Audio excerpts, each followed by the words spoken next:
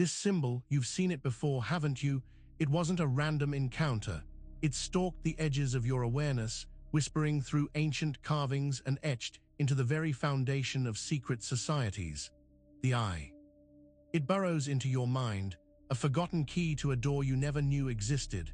It's a constant, an undeniable presence.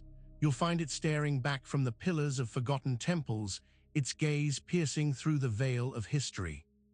Then, with a jolt, you'll recognize it again, nestled within the ornate symbols of Masonic lodges. This isn't mere coincidence.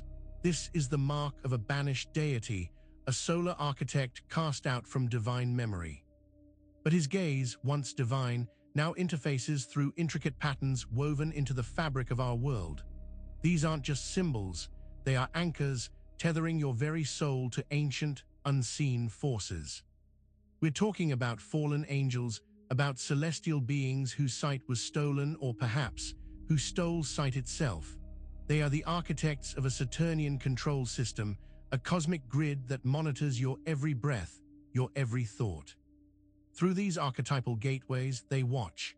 The chilling realization is this: the eye is not merely an observer, it is a predator, and it is preparing to feed. But how did this ancient symbol, this nexus of power and influence, become so deeply embedded in our global systems? In the next section, we'll delve into the forbidden geometry that lies at its heart, seeking to understand why the triangle, the fundamental shape of the eye, was so carefully and deliberately sealed away. And real quick, make sure to subscribe for more videos just like this. The eye. It's a concept so pervasive, so deeply ingrained in the human psyche, that we often overlook its true significance. We see it on currency, in corporate logos, in the architecture of our cities. It's the watchful gaze of a hidden power, a constant reminder that you are never truly alone, never truly unseen. Think back, where have you encountered it? Perhaps as a child, you stumbled upon a book with an illustration that sent shivers down your spine, or maybe it was a fleeting glimpse in a dream, an image that lingered long after you awoke, leaving a residue of unease. These aren't random occurrences.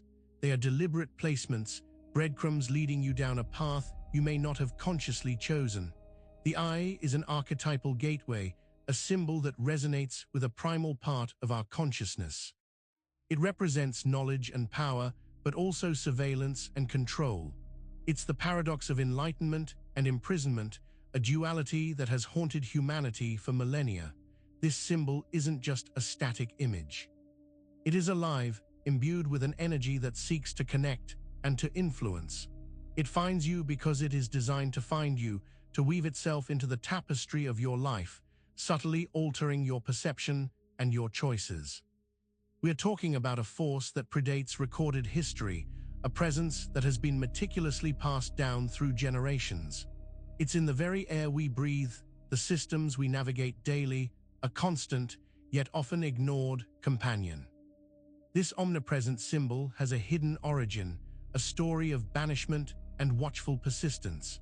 But the true nature of its power and its connection to our very souls is only revealed when we understand the fundamental shapes it employs. In the next section, we will explore the forbidden geometry, asking why the triangle, the core of the eye, was so deliberately sealed away. The triangle. It's the simplest, most fundamental of polygons, a shape pregnant with meaning. 3 points, 3 lines, a closed system. It's the bedrock of so much of our understanding, from the pyramids of Egypt to the trinities of various faiths. Yet this seemingly innocuous form holds a secret, a power that has been deliberately suppressed. When you look at the eye, it's almost always contained within or resting upon a triangle. This isn't accidental. The triangle is the blueprint, the architectural foundation upon which this entire system of observation and influence is built. It's a sacred geometry, representing not just physical structure, but also spiritual and energetic alignment. But this alignment, this potent configuration, was deemed dangerous. It represented a form of knowledge, a connection to a power that certain entities wished to control or extinguish entirely. So, they worked to seal it away, to bury its significance, and to make its rediscovery a perilous quest. Imagine an architect drawing the perfect plan, a design so pure and elegant that it could literally change the world. Then imagine that plan being snatched away, its core elements hidden, its true potential locked behind layers of deception and misdirection. That is the fate of the triangle. Its three sides represent a fundamental trinity of forces, a balanced interplay of energies that, when understood, can grant immense insight and a form of liberation. To seal the triangle was to cut off access to that liberation, to trap consciousness in a state of perpetual seeking, forever yearning for what has been hidden in plain sight. This suppression wasn't about destroying the geometry itself, but about severing the connection between humanity and its innate understanding of this powerful form. It's a cosmic act of intellectual property theft, a binding of sacred knowledge to serve a different agenda. Having uncovered the significance of the triangle's suppression, we must now trace its origins to a specific, exiled divine force. In the next section, we will look at the Eye of Ptah, exploring how this Egyptian architect's potent creations became entangled with the very forces that sought to seal away the triangle's power. In the sun-baked sands of ancient Egypt, a powerful architect god named Ptah reigned. He was the craftsman of the gods, the divine mind that conceived the world into existence. His symbol, the eye, was not merely an emblem of vision, but a representation of creation itself, a cosmic aperture through which reality manifested. Ptah's influence was immense. He was the patron of artisans, the master builder, the one who shaped the very fabric of the universe. His eye was the source of insight, the divine spark that ignited inspiration and brought form to the formless. It was a symbol of benevolent power, of perfect creation. But in the grand cosmic drama, not all powers are destined to remain ascendant. Ptah, or perhaps the potent symbolism of his eye, became a threat. He was a force of pure creation, a builder whose designs were so fundamental that they could not be easily contained or corrupted. This made him a target. His expulsion from the pantheon, his banishment from the active role of creation, was a deliberate act. It was a sundering of the divine architect from his ultimate creation, a severing of the connection between the blueprint and the built reality. This banishment marked a turning point, a shift from pure manifestation to something far more complex and frankly sinister. The Eye of Ptah, once a symbol of perfect vision and divine craftsmanship, began to transmute. Its inherent power was too great to simply disappear. Instead, it was repurposed, its original intent twisted, its gaze turned inward, or perhaps outward, to observe and control. This archetypal shift is crucial. It's the point where a representation of divine creation begins to morph into a symbol of surveillance and ultimately subjugation. The power of the Eye of Ptah was too immense to be truly erased, so it was exiled and its essence absorbed by other, darker narratives. Understanding Ptah's fall reveals how a symbol of creation can become a tool of control. But this story of banishment and stolen sight is echoed in even older texts, tales of cosmic rebellion. In the next section, we will explore Enoch's fall and the Watcher's theft of sight, revealing a parallel narrative of divine oversight gone awry. Long before the pyramids rose from the desert, in the ancient texts attributed to Enoch, there's a story of celestial beings known as the Watchers. These were angels, beings of immense power and purity, tasked with observing humanity, with being silent guardians of our development. They were the eyes of the divine, meant to witness, not to interfere. But observation, when coupled with proximity and power, can breed a potent curiosity and sometimes a dangerous desire. The Watchers began to descend from their celestial realms, drawn to the daughters of men. What began as mere watching evolved into interaction, into instruction, and ultimately into a profound theft. They didn't just observe humanity. They taught us forbidden knowledge.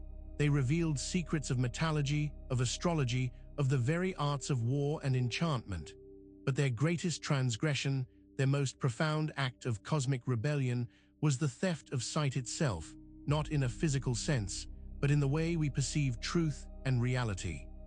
The Watchers, in their descent, essentially corrupted the pristine vision that humanity possessed. They offered shortcuts to knowledge, bypassing natural evolution and spiritual growth. This allowed for the implantation of flawed systems, of skewed perspectives that would bind humanity to cycles of ignorance and dependence. Enoch's account is a stark warning. It tells of how divine beings, meant to be incorruptible, succumbed to temptation, and in doing so inflicted a wound upon the collective consciousness of humankind. Their intervention wasn't a gift. It was a parasitic infiltration, a hijacking of our spiritual and intellectual trajectory. The ramifications of their actions are immense. They sowed the seeds of what we experience today, a world where genuine wisdom is often obscured by manufactured narratives, and where true sight is a rare commodity, often dismissed as delusion. The Watchers' act fundamentally altered the human experience, creating a lasting imprint of shadowed perception. The Watchers' influence didn't just introduce forbidden knowledge, it corrupted the very way we see and understand the world. This corruption manifests in symbolic language, in the creation of gateways that reinforce illusion. In the next section, we will examine how these sigils, circles, and seals are used to build the very gate for this distorted perception. The Watchers, in their descent and their subsequent corruption of human sight, left behind more than just forbidden knowledge. They left behind a language, a system of symbolic communication designed to bypass the conscious mind and imprint directly onto the subconscious. This language is built upon sigils, circles, and seals. Think of a sigil as a condensed prayer or intention, a symbol drawn from letters or concepts, then magically charged to manifest a specific outcome. Ancient cultures understood this deeply. The Watchers, however, weaponized it, transforming personal empowerment into a tool for external control. Circles, in sacred geometry, often represent wholeness, eternity, or a boundary. But when used in conjunction with these corrupted energies, the circle becomes a cage, a loop, a contained space designed to focus and amplify specific frequencies. It's a snare designed to keep you within a defined energetic perimeter. And then there are seals. Seals are used to bind, to protect, or to confirm. In this context, they are used to lock in the energy of the sigil and the circle, effectively creating a permanent manifestation, a gate that is both established and protected. This trio, sigil, circle, seal, forms the very architecture of energetic imprisonment. These aren't just abstract concepts. They are actively used in rituals, in the design of objects, and in the very systems that surround us today. They are the invisible architecture of reality, carefully constructed to channel specific energies, to influence thought, and to maintain a state of disempowerment. When you encounter these symbols repeatedly in a specific arrangement, you are witnessing the activation of a gate. A gate designed not for entry or exit, but for containment. A gate that allows certain influences to pass through while preventing true liberation or awareness. The Watchers didn't just teach us how to draw symbols. They taught us how to build energetic prisons with them. These constructs have a direct opposition in spiritual traditions, a fight against the illusion they represent. In the next section, we will explore the Gnostic war against the false light, understanding the ancient struggle against this very form of deception. In the early centuries of our era, a profound spiritual current emerged known as Gnosticism. The Gnostics understood that the material world, as we perceive it, was not the true divine creation, but a flawed imitation, a prison crafted by lesser, often malevolent, cosmic entities. They called this false creator the demiurge. The Gnostics recognized the very symbols and systems of control that we are uncovering. They saw the false light not as illumination, but as a deceptive radiance, a superficial glimmer designed to captivate and distract from true spiritual understanding. Their war was against this illusion, against the architects of this fabricated reality. They believed that divine sparks, fragments of the true God, were trapped within human souls, buried under layers of ignorance and material bondage. Their goal was gnosis, knowledge, the direct, unmediated experience of the divine that could liberate these trapped sparks.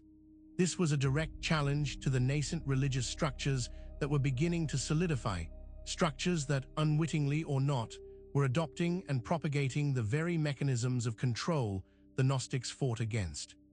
The Gnostics saw the eye, the triangle, the seals, as tools of the demiurge used to keep humanity asleep. Their cosmology was a radical reinterpretation of creation. They saw our current reality not as a divine benevolent act, but as a cosmic accident, a corruption of pure spirit. They spoke of archons, spiritual entities that maintained this false reality, enforcing its laws and keeping souls bound to the reincarnation cycle. This was a spiritual battlefield, a war fought not with swords and shields, but with understanding and awareness. The Gnostics' insights were too dangerous, too destabilizing to the established order, and their teachings were systematically suppressed, their texts burned, and their followers persecuted. Their fight, however, echoes through history, a testament to the enduring human desire for truth beyond illusion. But even as some fought against this false light, certain divine feminine forces were being systematically corrupted. In the next section, we will examine the inversion of Astarte, tracing her descent from Star Queen to the demon Astaroth that we know today. The celestial tapestry of ancient belief is adorned with radiant goddesses, figures of immense power and love. Among them, Astarte, the Phoenician goddess, stood as a beacon of fertility, wisdom, and celestial guidance. She was the Star Queen, revered across civilizations for her benevolent influence, her connection to the cosmos, and her nurturing embrace. But the forces we've been discussing, the architects of control and inversion, have a particular interest in corrupting the divine feminine. Why? Because these archetypes represent immense power, primal life force, and the potential for liberation that is antithetical to their agenda of subjugation. Astarte was too bright, too influential, and her light needed to be extinguished or more insidiously twisted. Over time, through a process of deliberate vilification and misrepresentation, Astarte underwent a profound inversion. Her sacred essence was demonized, her attributes perverted, and she was recast as Astaroth, a figure of malevolence and corruption in demonic lore. This wasn't a natural transformation. It was a ritualistic act of spiritual sabotage. This inversion is a masterclass in psychological warfare. By corrupting a beloved goddess, the controllers aimed to sever humanity's connection to the pure, potent energies she embodied. They wanted to make her name synonymous with fear and disgust, so that even whispers of her true power would evoke revulsion, not reverence. The story of Astarte's fall is a chilling example of how powerful feminine archetypes, those that champion life, creation, and spiritual freedom, are systematically attacked and distorted within systems of control. This process of inversion turns sources of light into perceived sources of darkness, making it harder for humanity to access its own innate divinity. The forces that orchestrated this inversion didn't just rely on visual symbols. They understood that sound, vibration, and resonance could also be used to influence and control. In the next section, we will explore how sound, chant, and echo become a crucial interface for the eye, revealing a hidden dimension of its power.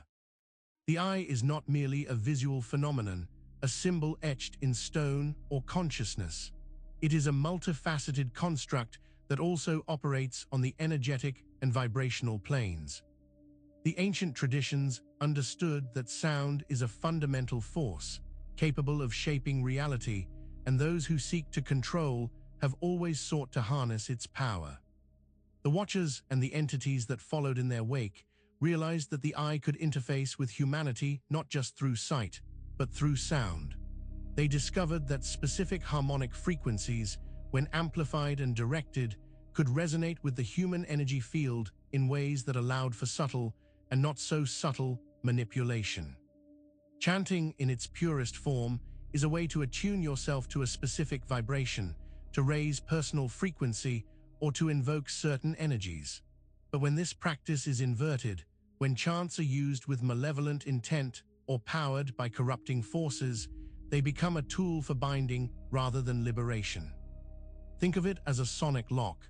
The echo is the reverberation, the amplification of that intended frequency. In sacred spaces, echoes can sanctify and deepen spiritual experience.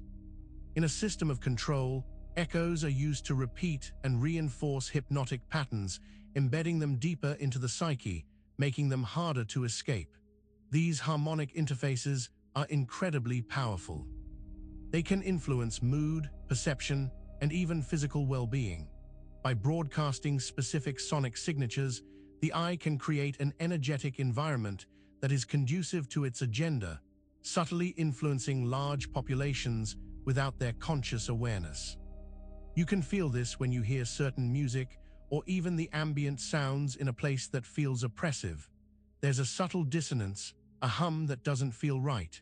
This is the eye at work, tuning into our personal frequencies, seeking to harmonize us with its own agenda. The understanding of sound as a tool of spiritual warfare is ancient, and its application continues to this day. These sonic influences are often reinforced by physical structures and secret societies. In the next section, we will explore Freemasonry and the resurrection of the architect, understanding how these ancient methods are revived in plain sight. Freemasonry, cloaked in ritual and secrecy, is far more than a fraternal organization. It is one of the primary lineages through which the ancient knowledge of the eye and the powers associated with its architect have been preserved and resurrected. The symbols we've spoken of, the triangle, the all-seeing eye, are central to their teachings. Within the Masonic Lodge, the grand architect of the universe is invoked. This resurrected architect carries the legacy of Ptah, the divine builder, but within a framework that has been co-opted. The knowledge of sacred geometry, of harmonic resonance, and of symbolic manipulation is passed down through their degrees, often presented as mere allegory. However, to those who can see beyond the exoteric explanations, these are not simple stories. They are transmissions of power, initiations into systems that date back to the origins of control. Freemasonry, in this context, acts as a modern-day temple for the resurgence of the architect's influence, a place where the ancient blueprint is studied and, some might say, reactivated. The rituals, the symbols, the very architecture of their meeting places are designed to resonate with these powerful frequencies. They are recreating, in a material sense, the energetic gateways we've discussed, using the familiar forms of the triangle, the square, and the eye. The intention behind this resurrection is complex, but its effect is clear. It perpetuates a system that draws power from these ancient, often problematic, energies. By symbolically resurrecting the architect, they are, in effect, re-establishing the authority of the eye and its associated control mechanisms in the modern world. This revival isn't contained within gilded lodges. Its influence permeates our society, affecting everything from governance to finance. In the next section, we will delve into the tangible manifestations of this control, exposing how currency, debt, and the very concept of the dollar create a soul pact hidden in plain sight. The eye sees all, they say, but what does it look upon? In our modern world, it gazes out from the very currency we use every day. The US dollar, perhaps the most globally recognized symbol of commerce, is plastered with the unfinished pyramid and the all-seeing eye. This is not mere ornamentation, it is a binding contract. The concept of debt, the very foundation of our economic systems, is a form of energetic bondage. When you owe money, you enter into an agreement, a spiritual pact woven into the material. The dollar, as a symbol of this system, becomes the medium through which this pact is enforced. The unfinished pyramid represents a structure perpetually building, perpetually striving for completion, driven by an insatiable need for more. The eye at its apex signifies the watchful force that oversees this endless cycle of accumulation and debt. It is the architect of our financial servitude. Every transaction, every purchase, every loan reinforces this symbolic contract. You are, in essence, agreeing to the terms dictated by the eye, binding your energy and your life force to its eternal cycle of management and control. It's a soul pact, disguised as a financial agreement. This system isn't just about money, it's about ownership, about tracking, about reducing individuals to quantifiable assets within a grand, unseen ledger. The eye monitors your financial activity, and through it, your life choices become predictable, manageable, and ultimately contained. The weight of this debt, both financial and energetic, is a key mechanism for maintaining the control of the eye. It keeps humanity focused on the material, distracted from its true spiritual nature and potential for liberation. Having seen how our economic systems are tied to the eye's influence, we must now turn our attention to the ultimate symbol of Saturnian control, the shape that imprisons the eye itself. In the next section, we will explore Saturn worship and the cube that boxes the eye, uncovering a deeper layer of this cosmic architecture. The hexagon of Saturn has become a recent topic of fascination, but the planet's influence runs much deeper, often symbolized by another potent form. The cube, while hexagons represent cyclical flow, the cube is an embodiment of solidity, structure, and containment. And when this cube is associated with Saturn, it becomes a powerful symbol of extreme limitation and binding. Saturn, often associated with restriction, karma, and the passage of time, has been worshipped in various ancient traditions. However, this worship wasn't always about embracing discipline. It was also about appeasing a force that imposed rigid structures and inescapable cycles. The cube is the ultimate expression of this rigidity. Think of the cube as a spiritual prison. Its 6 equal faces represent boundaries, a defined space with no easy escape. It's a box, and when this box is dedicated to Saturn, and when the eye is placed within it, you have a complete system of enforced observation and containment. This isn't just symbolic.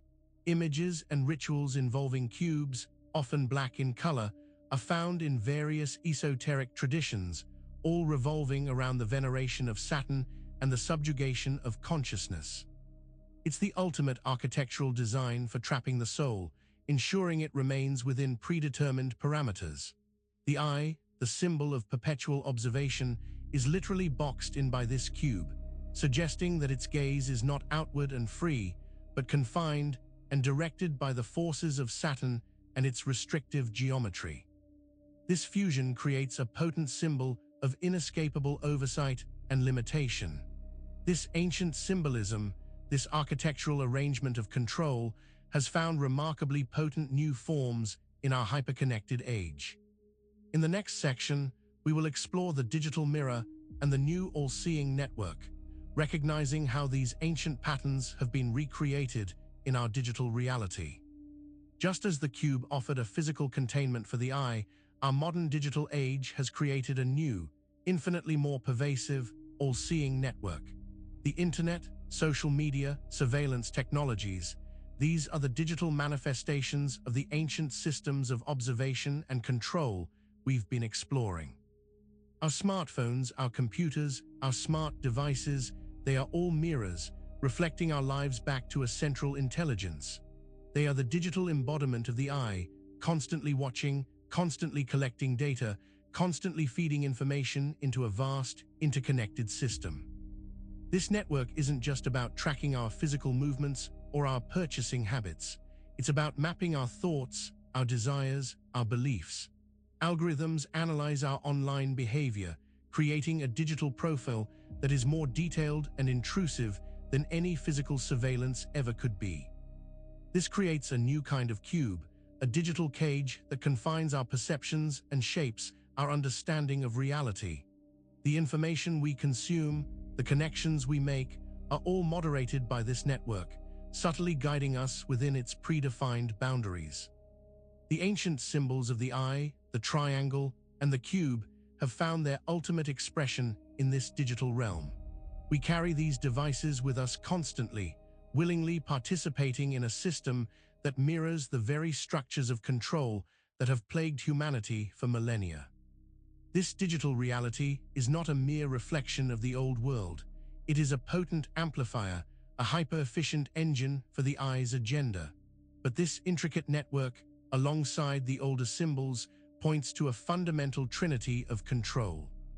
In the next section, we will break down this unholy trinity, the triangle, the circle, and the cube, and reveal how they work in concert. We've seen them individually: the triangle, the fundamental blueprint of the eye; the circle, representing cycles and containment; and the cube, the ultimate symbol of rigid Saturnian restriction. Now, it's time to understand how these three shapes, this unholy trinity, work together to form a complete system of control. The triangle, with its upward-pointing apex, represents aspiration and connection to a higher, or perhaps lower, source. But when it forms the base for the eye, that connection is twisted, its observational power redirected. It's the foundational idea, the conceptual framework. The circle often represents the cycle of life, death, and rebirth, or the ongoing nature of time. In this context, it signifies the loop, the recurring pattern that keeps consciousness bound. It's the mechanism of repetition, ensuring that the same energetic signatures are constantly reinforced. And the cube, the final boundary, is the ultimate prison. It takes the idea, triangle, and the loop, circle, and locks them into a solid, inescapable structure. It's the physical and energetic manifestation of limitation, ensuring that the imprisoned consciousness cannot break free.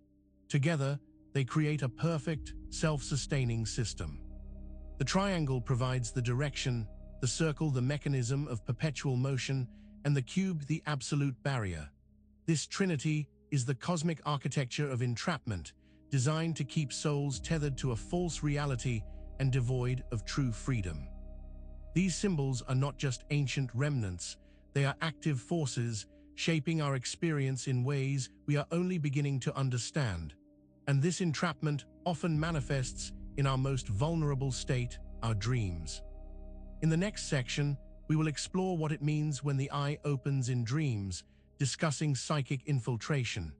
Dreams are supposed to be a subconscious landscape, a private theater for the mind.